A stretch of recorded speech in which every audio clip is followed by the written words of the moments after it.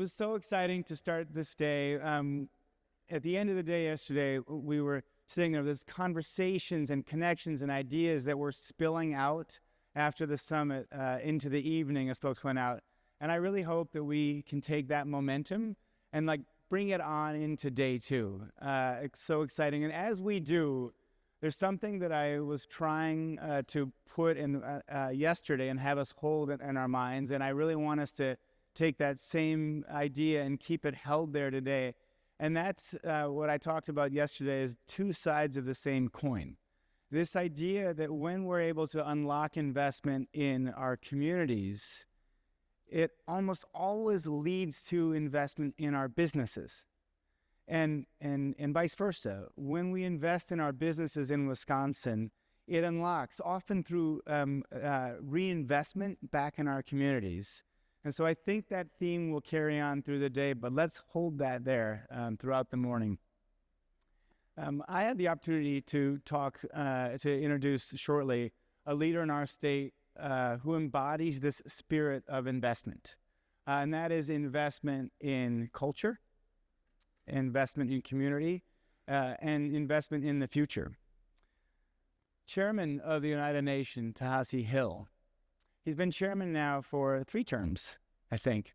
And throughout his leadership, he has championed environmental preservation. He has championed revitalization of the Oneida language and protection of culture and sovereignty.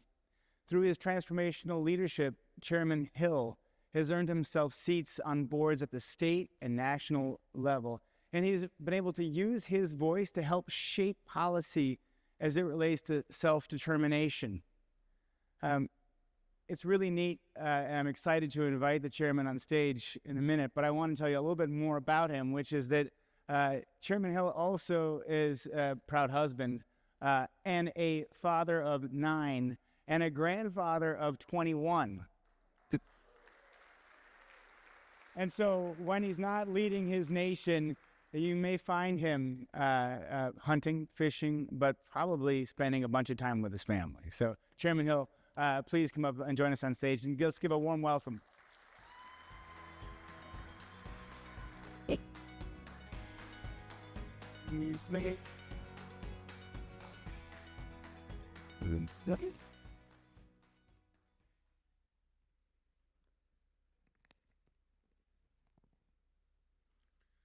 All right, thank you for that warm welcome. Suguli swagwake, Tehassi dazi nyungyats, weste wage niwitaloda, onyot aga niwagunjoda. Greetings, everyone. As I introduce myself in my Oneida language, I first mention my name, Tehassi dazi. It translates to he sits with his feet crossed. And then also I announced my clan, which is Bear Clan, and then the people that I come from, people of Standing Stone, also known as Oneida. I'm honored to be here today, this morning, for the 2025 Economic Summit on behalf of the Oneida Nation. Oneida Nation was formally recognized as a sovereign government with the signing of the Treaty of 1838. Today, the Oneida Reservation is comprised of 65,400 acres of land located within the boundaries of Brown and Outagamie counties. The two-county region is home to more than 7,736 enrolled Oneidas, and 59% of us live on the Oneida Reservation land. The total population of enrolled Oneidas throughout the world is 17,239. What I'm about to say next, I don't take lightly. Our ancestors forged a great path for us to follow, and they have laid the foundation for this community in which we have today. Before I can bring you to present day, I'm compelled to share with you just how far Oneida Nation has come. Our history is one of being displaced from our homelands, forced to assimilate, and true economic struggles. Many of our families had to find work outside of the reservation that we have worked so hard to reclaim. Yet, people of the Oneida still persevered with our 7 generations philosophy as our roadmap. When we talked about 7 generations, we think of our children and grandchildren and beyond. And our grandchildren yet to come, and creating a strong and diversified foundation for them to continue to build upon. Unlike most other governments, Oneida Nation does not have a tax base to fund our governmental operations. Oneida's most profitable enterprise will ultimately becoming gaming, which was established in 1976 with Oneida Bingo. After the Cabazon ruling in 1988, Oneida expanded into high-stakes bingo. The bingo revenue began to enhance the economic status of Oneida Nation. Within the same year, Indian Gaming and Regulatory Act was passed by legislation, which provided for casino-style gaming that created a path for Oneida to expand into Class 3 gaming. Oneida's compact agreement with the state of Wisconsin is perpetual, allowing for the financial stability of Oneida's operations and long-term planning. I think it's important to note that gaming to tribal leaders back then wasn't just about revenue, but was about standing firm in our sovereignty and building a foundation for the future of our people on our own terms. Every dollar coming into the casino was earmarked for essential services to our tribal members and still is to date. Leadership knew that gaming could not be our only source of revenue. As our community grew, so would the services and the needs of the people. With that in mind, a concentrated effort was put towards economic diversification. Oneida Nation enterprises are the financial foundation for our community and generates revenues to maintain our culture and quality of life. The Oneida Casino and Hotel, Bay Bank, Oneida Engineering, Science, and Construction, and the Oneida Retail Division are just some of our revenue generators and help sustain almost 3,000 employees locally. Oneida has a goal of financial self-sufficiency for decades, and with the introduction of Indian gaming and our business developments, the goals are being met. Oneida Nation economic enterprises are numerous and varied across industries, and gaming and hospitality recreational sector activities being the most widely recognized. Capital projects, educational services, and the delivery of public and human services to Oneida members, while less visible to the general public, are noteworthy pursuits that enhance the economic and social vitality of the region. Combined, Oneida economic activities generate a significant output, income, and employment impacts to the local community. Revenues generated by the Oneida enterprises provide much-needed programs and services to our tribal members and the greater community. Comprehensive healthcare, education, law enforcement, and a multitude of social services and cultural initiatives are provided to improve the quality of life of the Oneida Reservation and beyond. Oneida Nation uses its own tribal dollars for programs and services provided to our members is not only a benefit to the nation, but helps relieve some of the demand on services provided by state and local governments. I want to briefly cover some of the nation's priorities as they are drivers to just how our incoming dollars are spent and may provide a little more insight into how we allocate our dollars and why. Education. Education is a leading priority for the nation.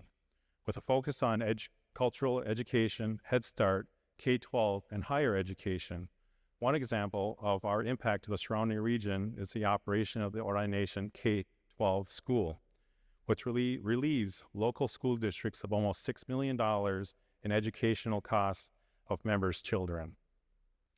Healthcare, providing a variety of healthcare clinics, programs, and healthcare benefits to our tribal members has also been a long-standing priority of the nation. Oneida Nation Comprehensive Health Division provides healthcare, dental, eye care, pharmacy services to tribal members living on the reservation, funded by grants to help promote and support healthier lifestyles. Housing, we also have a comprehensive housing division which develops and offers affordable housing for tribal members. There is also land management, which works alongside the housing division with a focus on land acquisition. The goal is to continue to reclaim our land and help build for the future. Human services. Human services may be our most expansive area as it has many different programs and services under the umbrella catered towards the needs of our community. Many of these services are free to tribal members and are covered by tribal contribution and grants.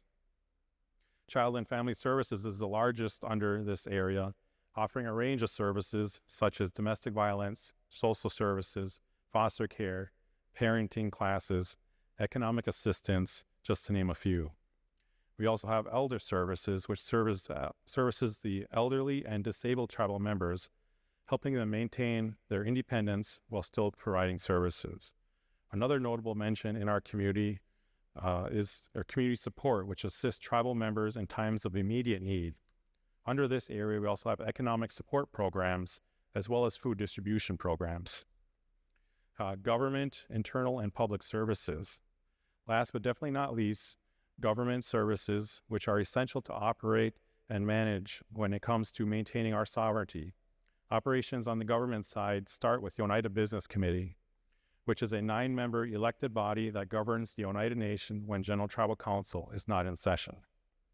The Business Committee is comprised of 4 officers, chair, vice chair, secretary, and treasurer, and 5 council members, and work closely with other areas like legislative affairs, communications, various boards, committees, and commissions to ensure the business of the nation are met. Also under government services, we have internal services, which provides administrative and business operational needs of the nation, such as accounting, human resources, news, and media. There is also public services, which include utilities, mechanical engineering, and environmental departments. Just to name a few, these provide not only services to our tribal members, but also work on maintaining and preserving our land. Lastly, we do have non-divisional services, which includes our own judiciary, police department, school system, and the Office of Emergency Management. So as you can see, Oneida Nation's overall economic impact not only benefits our ever-growing tribal membership, it also contributes to the impact of the 2 surrounding communities by a lot of the programs and servicing being offered right on the reservation. Present day, the Oneida Nation has over a $750 million economic annual impact in our region and is one of the largest employers in Brown and Outagamie counties, with approximately half of our 2,390 employee base being non-Oneida individuals from neighboring communities. These numbers were provided back in 2018 when the nation partnered with St. Norbert's College to complete an economic impact study. Just recently, we partnered again with to update our economic impact study and are excited to share it once available. Yanko for taking the time here today for allowing me to share Oneida Nation's economic journey with you all. Yanko, thank you.